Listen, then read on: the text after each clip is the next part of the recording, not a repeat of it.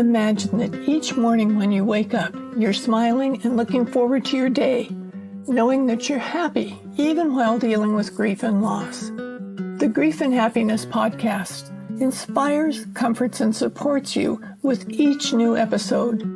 For more support, check out the Grief and Happiness Handbook and cards.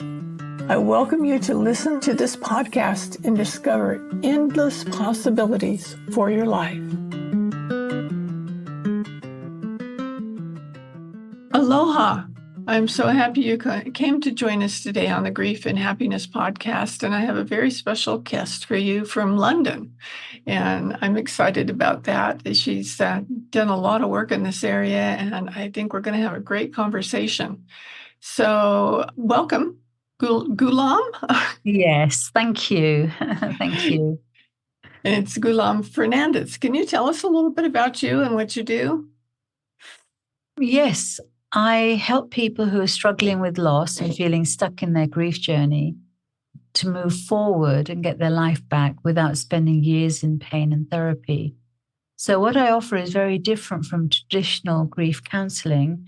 It's much more of a program which teaches you the knowledge, tools, and processes that you need to be able to identify the things that are keeping you stuck, process them, and then move forward so you can create a life that's well lived rather than a life that you feel you've wasted because of your sadness and regrets and guilt and so on. Oh, that's so beautifully stated. And I think that's what so many of us need. And there's so many different kinds of counseling or help or advice that you can get from different people when you're dealing with grief. And people often have a hard time finding the one that works best for them. So who would you think would be your ideal person to work with? Usually I find there are people who've tried other things. First of all, they thought they would just give it time, be strong, keep themselves busy. But they've realized that those strategies are not working. And sometimes they come to me after they've been for maybe traditional counseling or CBT or tapping or all sorts of things. But they found that they haven't got the results. They haven't managed to regain their peace, their productivity, which has been impacted, their passion for life, which they've lost, and their sense of purpose, which they may have struggled to have, but now they definitely, struggle to connect with that. Because mostly we don't talk about death and dying and grieving. And without good information, we're very, very open to believing misinformation. And so the reason I got into this work was that I suffered from multiple bereavements when I was growing up. It started off with my mum when I was 13. And just to warn your listeners that, it sounds like a whole catalogue of tragedies, but I just want them to know I am really doing well. And I'm now in a position where I want to be a beacon of hope to others, where I've, been on a long and complicated journey. And this is why I'm really interested in supporting people not to go round and round in circles, but to have the right knowledge, tools, and processes so they can handle things more resourcefully.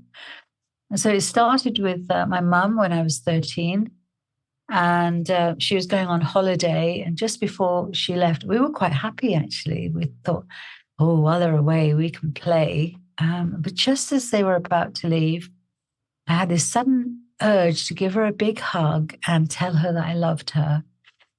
But I looked at all the people who were milling around, and this logical part of me popped up and said, don't make a fuss. She'll be back in 6 weeks. So I held on to that urge. And then when she wasn't back in 6 weeks, obviously I was left with feeling full of regrets, carrying this undelivered communication. And we say that if you're stuck, it's often because you've got unresolved grief that you need to deal with. And grief isn't just about bereavement. It's actually the conflicted feelings that you get when you face change and things come to an end in all sorts of ways.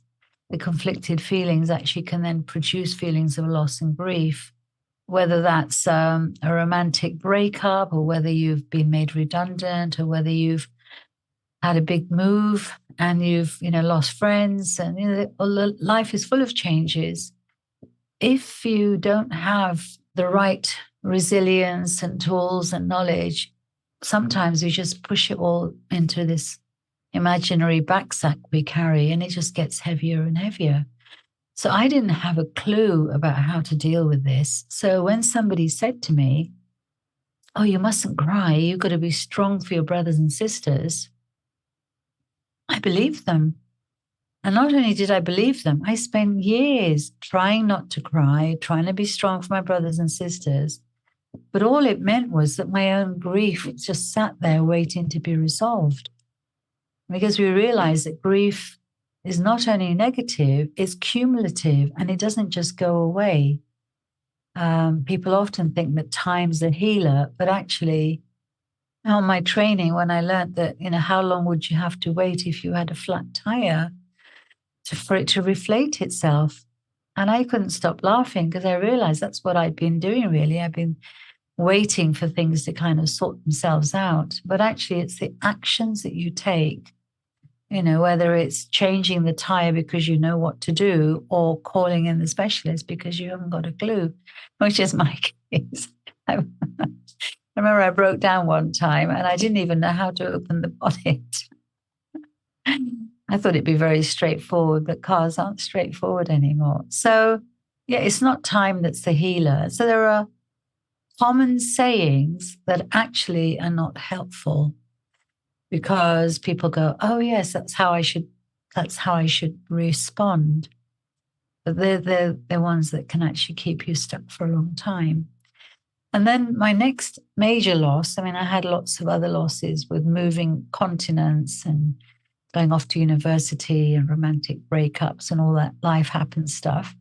But then my next major one was my older brother. He died very suddenly from a massive heart attack. And so not only did I have to deal with the shock of his sudden loss, I mean, I was 30 at the time, so he must have been about a year and a half older than me. So I used to believe that old people die and other people die. So it came as a great shock to me when my brother, who's only a year and a half older, died suddenly from a massive heart attack. It suddenly left me feeling very anxious and fearful, as well as feeling sad about, again, I'd seen him 2 weeks earlier, and I thought, I remember teasing him and saying, "You keep saying you're going to come and visit me, but you haven't been for years." No, I'm definitely going to come. I've got a couple of things I need to sort out. So in my mind, I'm thinking, "Oh yeah, I'll see him." So we didn't have any kind of meaningful goodbye or telling him I cared or making up things that we fought about as brothers and sisters do. So not only was I dealing with the sadness of his death, but I was suddenly having to face my own mortality and be fearful about what happens when you die. And then all the old grief from my mum, which hadn't been dealt with, also came up. So I had a massive tsunami of grief in that time. And it just shattered my world, shattered my worldview, shattered my thoughts about who I was and what life was about. But on the positive note, it did stop me living just drifting through life and made me start really thinking about, well, what is life about? What happens when you die? What's going to happen to me when I die? And I went on a long spiritual search, which, is a conversation for a whole other time because it's long and complicated. But that was a good that came out of it. And just as I thought I was coming to terms with my brother's death, I ended up actually resigning from my job because I was not coping very well. I went off to an ashram a couple of ashrams in India. I took time out. But just before I was due to leave, my younger sister had a delayed grief reaction. And sadly, she became depressed and she had a mental breakdown and she took her own life. And then I went on, with my father. About a year later, he got sick and died. And then I went on to have 3 miscarriages. So a lot of personal experience of having to handle a variety of losses. And from all of that I learned, I thought, I don't want to have gone through all that pain for nothing. I wanted something good to come from it. So really, for a long time, it was on my heart. But, you're so busy bringing up children, paying your mortgage, working, and so on. And then during the pandemic, it really hit me how fragile life is. And I thought, well, if not now, when? So I actually took the very brave step of resigning from my part-time job where I was working as a pastoral care worker for a large church and starting my own practice as a grief specialist. I did the training, and then I discovered that it all sounded great because I had a lot of experience about grief and helping people, but I was completely clueless about what it means to be self-employed, having your own practice and doing all those things. So the last couple of years have been a real learning curve. I'm not where I was, but probably a long way from where I eventually want to be, so I can get this message out to as many people as possible. Because the misinformation is very rife, and it's I often say it's a bit like walking through a minefield. You're already in a lot of pain, but you step on one of these myths and common sayings that sound like, a good idea, and then they blow up and leave you even more shattered. So I think it's really important to educate ourselves, for people to educate themselves on what grief is, how it impacts you, what gets you stuck, what causes unresolved grief, what helps you to move forward. I think that's knowledge that we all need, because sadly, we're all at some time or another going to face losses of various kinds. And we need to be prepared and we need to be equipped. So that's why I do what I do. A long way of answering your question. No, it's good. I think that it's important that when we want to help somebody else, that they know where we're coming from. Yeah. Because I've had people tell me that they went for grief counseling or help with their grief, and they discovered that the person that they were working with didn't seem to be very communicative, and they discovered that they hadn't dealt with any grief personally. Right. And that's a whole different ball game if you haven't really experienced grief. And there are lots of things to have grief over. It doesn't have to be, as you said earlier, just a death of a loved one. But if you haven't experienced it and worked on dealing with that, I'm not sure how much help a counselor will be if they don't have that perspective, because it's truly life-changing when you deal with a big loss like that. And if you've never dealt with a big loss, it's really hard to understand what somebody's going through, so you know how you can help them. Don't you think? I agree completely. I mean, the reality is that everybody's experience is unique. Mm-hmm.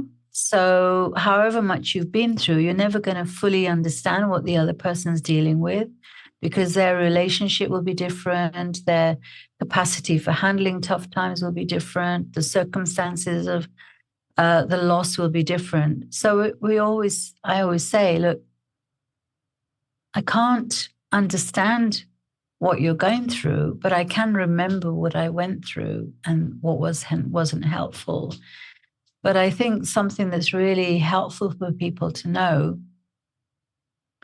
is that it's really important to recognize that you are unique, your relationship's unique, your grief journey is going to be unique.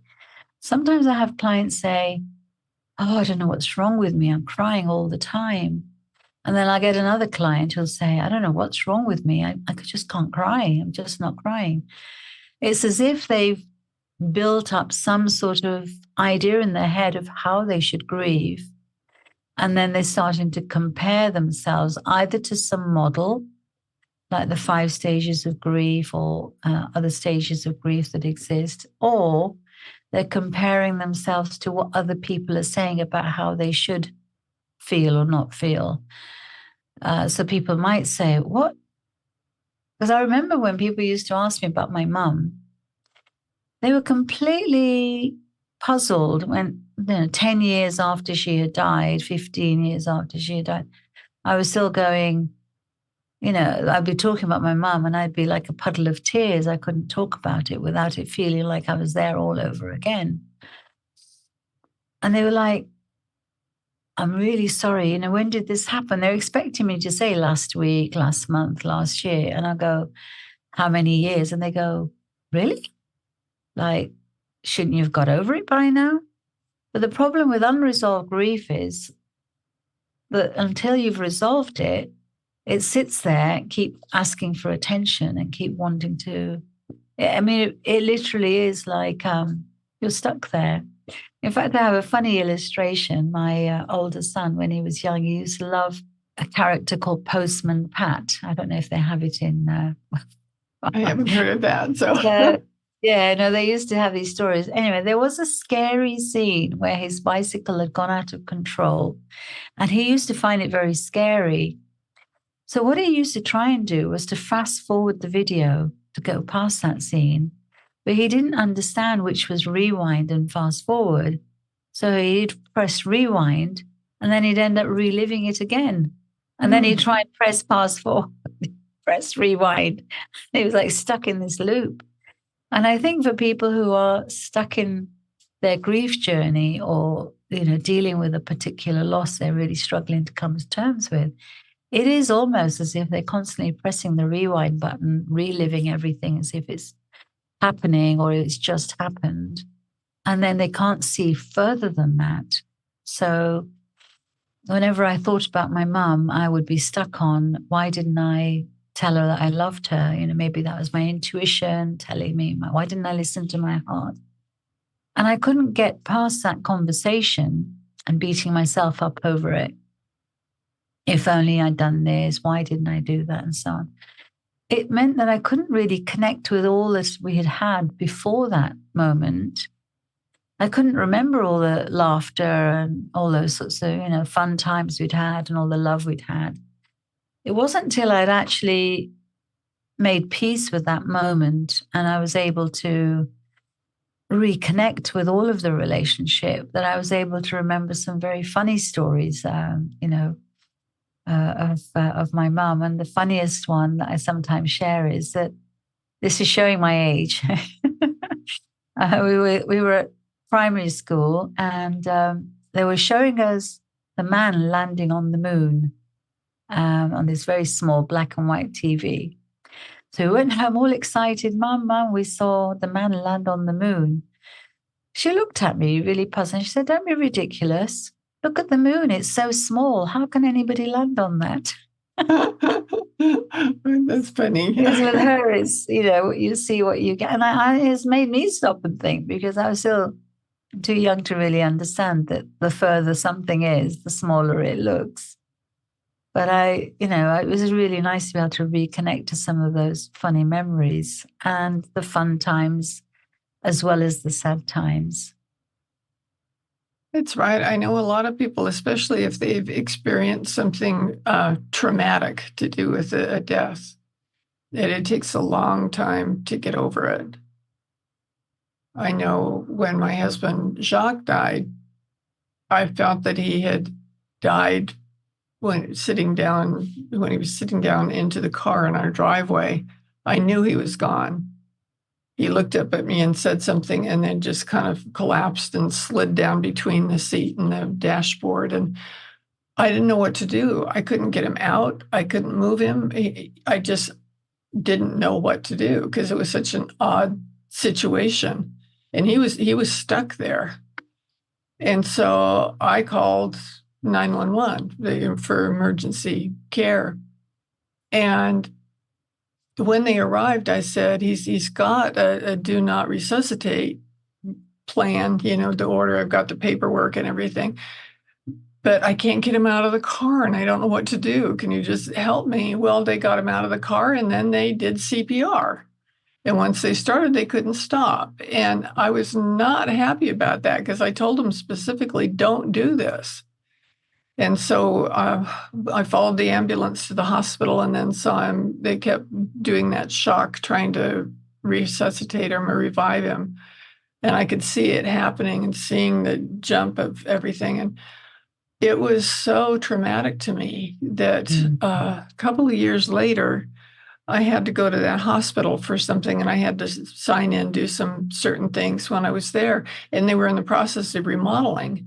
And they put me in the room where I was sitting and watching this going on and then left. I was just sitting there and I fell apart. I couldn't be in that room. I looked over there and all I could see was that happening again and that he didn't want it. And it didn't help him any. It just seemed like torture to me at the end, even though I believed that he was already gone. I hope he didn't feel that as torture. Yes, But yes. it's you don't realize when you've actually witnessed something how you carry that with you. They almost canceled. I was going in for surgery. They almost canceled the surgery because my blood pressure was so high and I was so shook up and they Right. thought it was over having the Yeah. surgery. And I said, no, it's where you put me and then left me and Right. walked off. You know, and they didn't know. It wasn't that No. they knew. And unless somebody has had an experience with that kind of trauma, Mm.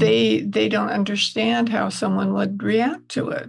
Yes, yes, So yes. It's that's a true. big long story for an illustration, but I hadn't really Yeah. thought about it that much. But that is the more you witness, the more you have to deal with. Yes, yes. Something that is helpful is to avoid saying to somebody, I understand how you feel, Hmm. because, as I said, each person's loss is going to be unique to them. And so you understand how you felt, but they are a different person. And so you need to respect their individual uniqueness and not be thinking from the point of view of, oh, well, this helped me, so this will help them. And so instead of listening and just being with the person, allowing them the space to share what's really going on for them, you can be very quick to jump in with advice and try to fix them, or maybe you feel uncomfortable about the emotions that they're experiencing. So there can be a temptation to change the subject or avoid them or pretend nothing really happened, So I do have, which I can give you links for later. I do have a guide called 10 Common Mistakes when you're supporting someone dealing with loss. And for those who are actually going through grief right now, I do also have a free guide called 10 Common Mistakes when handling your grief. Because if I'd known some of those common mistakes, I maybe could have saved myself years of feeling that I was lost in a maze, which didn't have any directions to the exit. And I kept trying different things. I went through many years where I was trying this, trying that, trying the other, but often ending up at dead ends and then kind of back where I started, or with more questions than I started with. So I think that's important to be aware of that. It really is. A lot of times people don't have any idea what to say, so they say something that's not helpful or actually hurtful, and they don't realize that what they're saying is not helpful or hurtful. They didn't mean to do No, that, no, no. but they heard somebody else say something like that, or they just didn't know what else to say, and so it can be hurtful, and without the intention of being hurtful at all, Yeah, but it can be. absolutely. And that's because we're not taught about these things. We're not taught what's helpful. The number of times people say things that might be intellectually true, but actually they're not emotionally helpful. So I remember after my miscarriage, somebody saying, oh, well, at least you've got two sons already, as if that somehow lessened the pain of the loss, or at least you can try again. I mean, as a general rule, if you're starting to say something that involves at least, just stop. Yeah, those aren't the right words. It often does not lead to a helpful place, really. And as I said, because of lack of experience and lack of awareness, people turn to their own imagination of what they think would help them. But people are so different. I mean, I love hugs. And so I think, oh, everybody loves hugs. And I think the way to comfort somebody is to go and give them a hug. But there are other people who, when they're grieving or something, they don't want anybody to come too close. They don't want a hug. They don't. And so the first time I remember, in my ignorance, trying to be kind to somebody, I automatically went to hug them and they automatically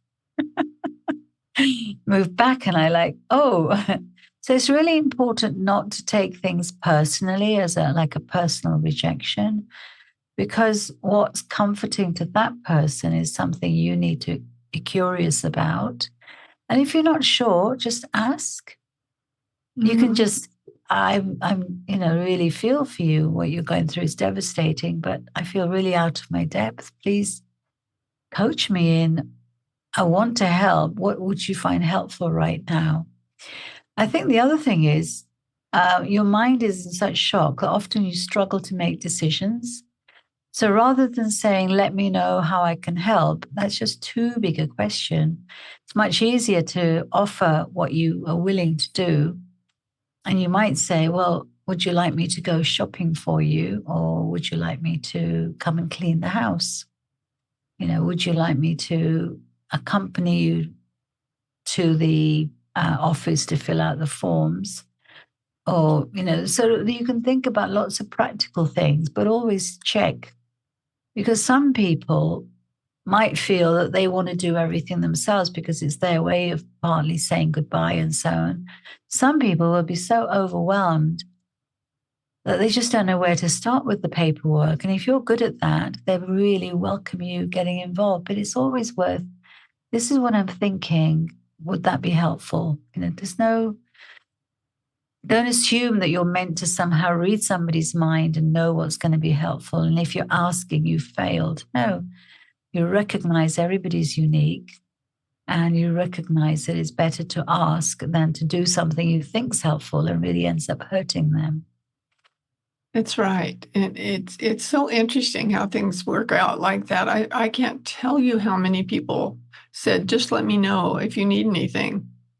And that was when Jacques was sick for 2 years before he died.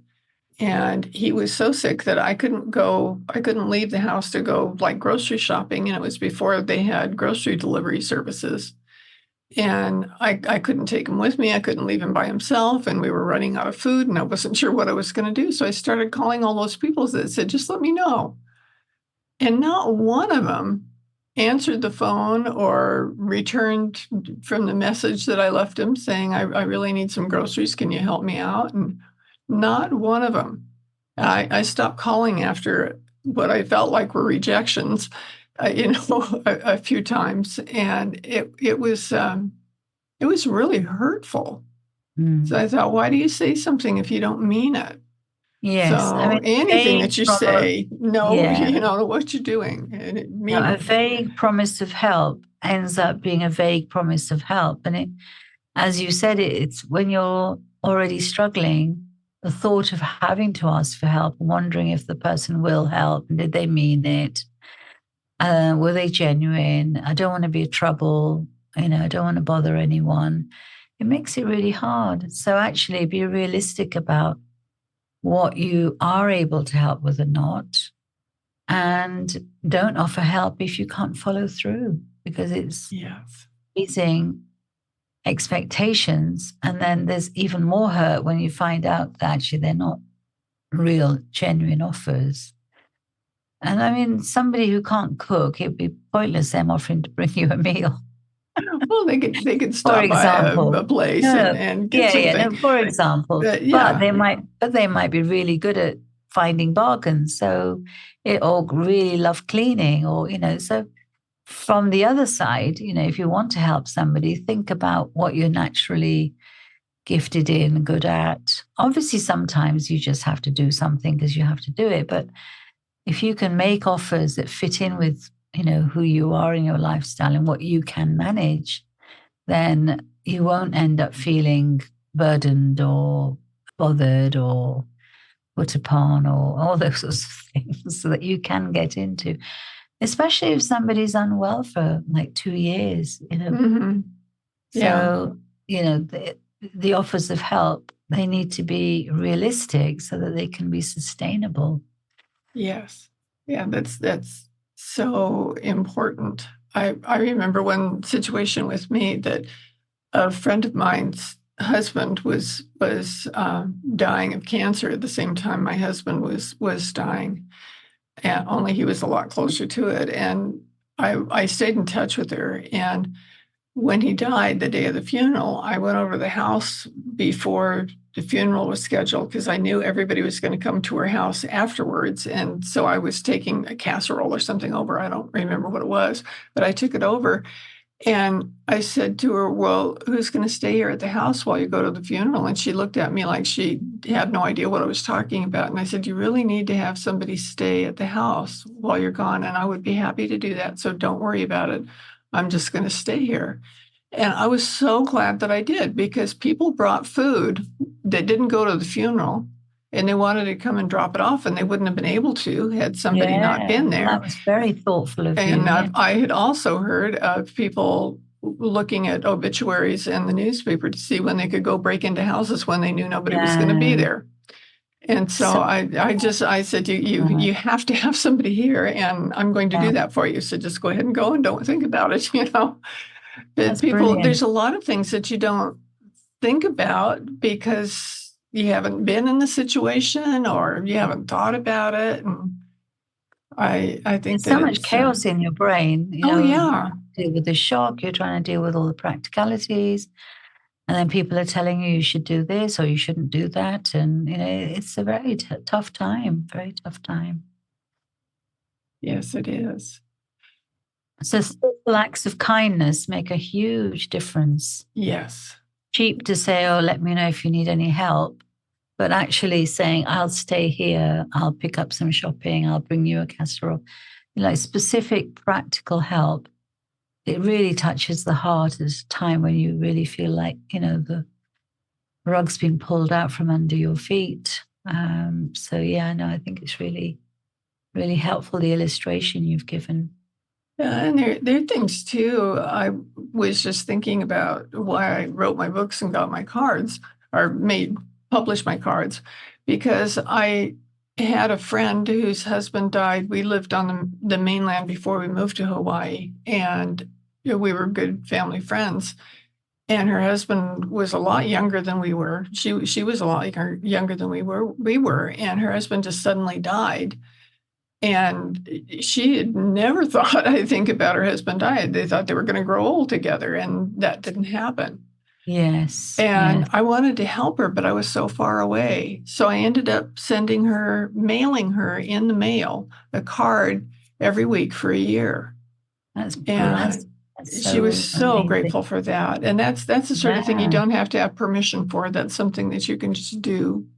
yeah, And it yeah, supports them not just for the week or two after something happens, but yes, yes. And that's the so challenge, write really. people, do stay Absolutely. in touch. It's really Mm. important to stay in touch. And recognize that the time scale, there isn't a time scale that is like a one size fits all. And if you think, oh, well, they've had their week off work or however many days they're allowed, now they should be all over it and be back to focusing on work. But if you have unresolved issues and unresolved grief and you don't know how to deal with it, you can be stuck for a very long time. And that can be difficult for colleagues to understand the Yes. importance of having that encouragement and that support and recognizing we're in this for the long haul. There's no magic wand or quick fix Yeah. that, the person can look like they're doing really well. But I mean, I've had a client recently who said that she hasn't told anybody at work because she doesn't know how to talk about it. Because workplaces are generally not designed to take into account the humanness and that Yes. life happens. It's like, oh, you've had a tragedy. Sorry about that, but you leave that at home and just come and work. But we're human beings, and we can't. It doesn't work that way. Yes. I know Yeah. after my brother's death, I was trying my usual, I must be strong, I must be this, and put on a good face. And people say, how are you getting on? I say, oh, yeah, life happens. And yeah, I'm dealing with it. Obviously, it's hard. And so I put on this brave front, but it was very obvious to everybody that I was not really functioning very well. I'd become very forgetful. I was struggling to, complete basic tasks because my brain was so scrambled by the shock of all that's happened. And I'm so grateful to the member of staff actually who took me aside and she said to me, Ghulam, how are you really getting on? And I said, well, it's hard and this, but I'm managing. She said, I hope you don't mind me saying, but from where I'm sitting, I don't think you're coping very well. I think you really would benefit from taking some time off. And to have somebody give you permission to admit that you're not coping very well after having been told, oh, you mustn't cry and you must be strong for everybody else, it was just such a relief. The only problem with that was that, the main problem with that was I realized that taking a couple of weeks off wasn't going to do it. I realized just how much my whole sense of who I was, what life was about, and everything had been shattered. And I ended up resigning from the job in order to exploring all of that. And so, sometimes you do have to make some important decisions about what it is that you need and what support you need, or be honest about what you can and can't cope with and ask for help. That's right. That's so important. And with that, we've had a long conversation here. Yes. It's been quite interesting, and I'm sure helpful to our listeners. It gives them a lot to think about. Yes. And a lot to remember when situations arise.